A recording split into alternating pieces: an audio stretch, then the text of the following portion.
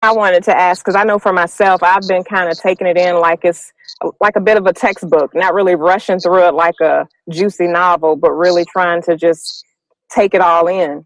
When people get your book, is that the way you want them to read it? Like, what's the takeaway you want them to kind of learn from the book? And how would you like for them to process your information you put together? Yeah, because it is kind of hard just to blow through it. So probably take your time with it, especially with each chapter. With the one of my favorite chapters of the book is the germ theory of disease, and I think if you could wrap your mind around that chapter, you will look at uh, putting those wipes and these cleansers in your hands and all that kind of stuff, and going to stores and you afraid to touch doorknobs and all that kind of madness. Because that's a very, very important topic. Because people think germs cause disease, and that's not the case. Yeah. So uh, the book should be taken like a a glass of nice reverse osmosis or distilled water, very slow when you sip it. Very nice. I love it. Dr. Whitaker, tell us a little bit about the different projects you have going on. How can people purchase your book, and how can they reach you if they wanted to get in contact with you? Well, I just finished my first project, which was a cancer conference we did in Atlanta, and it was very successful. I'm thinking about having it where it's a tour, take it around the country. We've got so many of our people perishing, not from cancer, but from radiation and chemotherapy. So we want to bring that to the cities and hopefully help the next person. Another, I guess, thing I'm involved with right now is MediSin 2. I'm getting so much, uh, uh, I guess, push to bring out MediSin 2, and I'm about halfway through. I'm trying to incorporate so much more than I did in the first one. The first book actually was when MediSin first came out. It was 800 pages, and I cut it to 4. So I'm going to take some of those other 4 and incorporating it into the 2, and I'm still adding. So it's in process. I just finished working on a herbal formula for malaria in West Africa, and that was very successful. It's now in trial, uh, and hopefully be in the market by next year. Other events that I'm dealing with, I think that's about it. I'm just more into the research now, and uh, that's about it. Okay. Well, everyone who comes onto the show, they leave us with a wise quote. It can be from yourself, Dr. Whitaker, or someone you respect. Tell us that quote and tell us what makes it profound.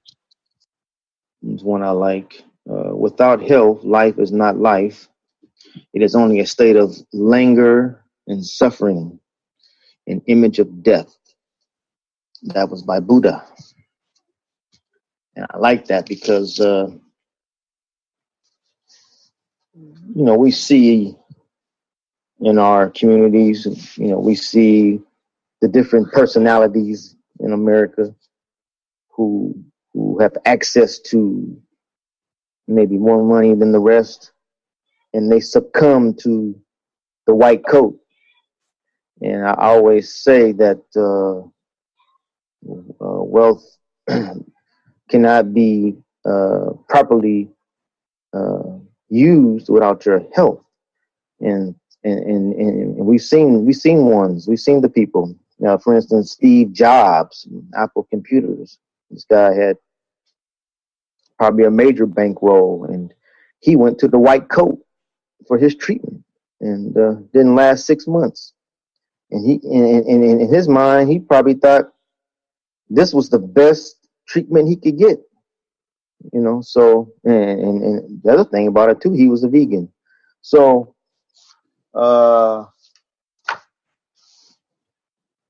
without your health, you pretty much are like Buddha said, an image of death. It's just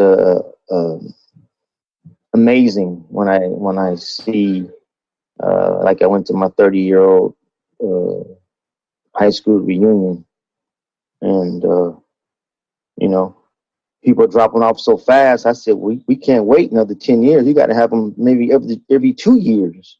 It's just amazing the mentality of that. We need a system to make us healthy, and that comes from the failure of the educational system, because from K through 12 they never taught us about our bodies, and so therefore we're left in the arms of the white coat and their system. And if you don't read, and if you don't take your health into your own hands, you're in trouble. You're in trouble. So I leave the listening audience with that. Please read. Please take your health into your own hands. The only thing you ever want to be inside of a hospital is for emergencies. That means gunshots, car accidents, amputations, poisons, lacerations. That's when you want to use that medicine. Outside of that, it's Russian roulette. Wow. Well, Dr. Whitaker, you have definitely granted us some great wisdom today, some food for thought, and we are thankful for it. We really appreciate you taking the time to come on the Squat Wisely podcast today. Once again, it's an honor and a pleasure. I just want to thank you for inviting me. I'm curious of how you knew about me. Well, actually, I found out about you. You know, Griff was on my show. You know, Professor Griff from Public Enemy. Oh, okay, yes. And I think you all were actually on a radio show together somewhere. And then a few years ago, I was in Atlanta. I live in Atlanta, by the way, but I was in Atlanta at the Madu bookstore. This was some years ago, and your book was there. Oh, wow. And so I called the other day because I was wondering if your book was still, sold there. And they said they haven't sold it in years. But there's another bookstore in the area in Morrow, Georgia that carries your book. Nubian Bookstore. I'm not sure the full name. Yeah, Brother Marcus. Yes. Mm-hmm. So they're showing you some love in the ATL. Oh, ATL's been, if I had to rank all the cities, they're right up there, number one or number two. Always love. Beautiful, beautiful place, beautiful people. Always showing support, like they did at the cancer conference. And hey, I got it on my mind for retirement, so we'll see what happens. Oh, very nice. Well, thank you again, Dr. Whitaker. I'm sure we will welcome you with open arms. I hope so. And next time I come, we have to meet. Yes, I'm always here. I work mainly from home, and so it'll be an honor to be able to see you in person. Outstanding. I love it. All right. Well, thank you so much, Dr. Whitaker. Thank you. Once again, I thank Dr. Scott Whitaker for his time on today. I hope that you guys enjoyed something that we discussed. If you are curious about his book, I wanted to spell his book, all right? So he spells it MediSin, M-E-D as in dog, I as in India, S as in Sam, I as in India, N as in Nancy. So it's a bit of a play on words there a little bit. So MediSin. All right, MediSin by Dr. Scott Whitaker. Guys, if you're enjoying the show, please head over to the Squat Wisely Facebook page. Just search Squat Wisely on Facebook and you can like our page there.